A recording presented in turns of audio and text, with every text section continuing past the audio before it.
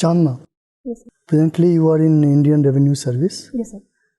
Okay, what is the significance of 29th of February for an income tax or for an officer from this department?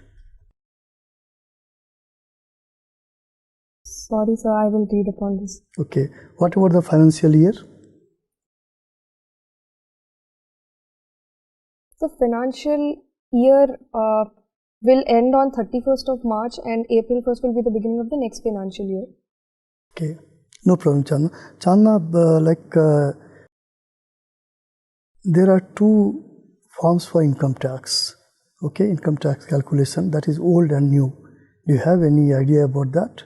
So broadly, the difference has been with respect to exemptions that were given, sir. The old regime has provided that exemptions for income tax limits, whereas the new regime is without the exemptions and a reduction in tax amounts. Okay, so who should file a new one? Whose income should be calculated on the basis of new regime? So to what I know, this has been left to the discretion of the member to select. So how to select? Suppose you are a member and you have the option to select old or new regime. How will you go for that? So there have been certain calculators Yes. where we can put in our income and see which is the minimizing of the tax in both the cases.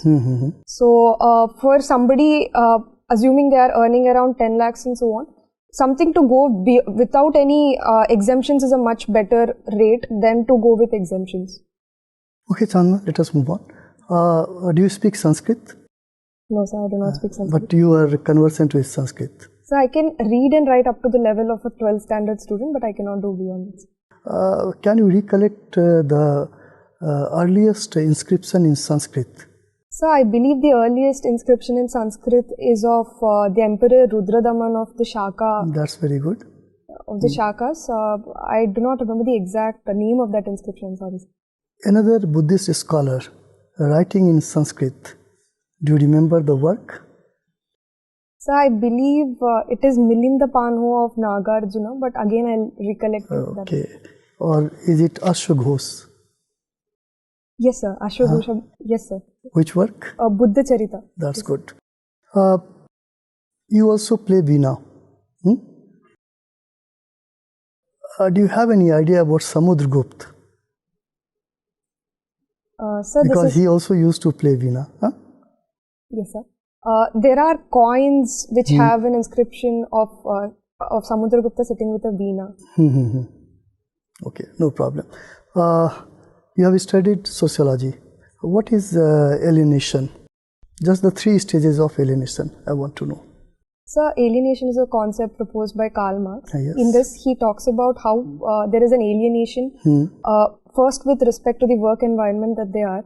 Second is alienation with respect to society, how they become very different from the society. The third level is alienation from self because of the nature of work and the nature of society. Chandna, Max Weber is famous for one very important theory which is just opposed to Karl Marx theory, that is Protestant ethics leading to development of capitalism. So how he has postulated that theory? So his study has been different from Karl Marx based on the fact that his method utilizes analyzing more than the economic basis. In his theory there is one term that is known as calling. Are you familiar with this calling? What is this calling? So, to what I understand, the notion of calling that he has examined is with respect to the faith of that religion of Protestantism, where he believed the religion... Okay, let us move on. Last question from my side.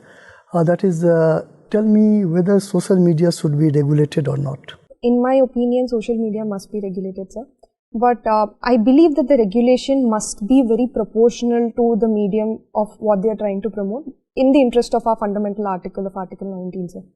But second thing is the mechanism must be 3-tiered such that we promote self-regulation first and then the body of social media organizations together in the third level is where they can approach the government. This mechanism will ensure that we have a sustainable mechanism in place. Okay, thank you, Chandna. Thanks.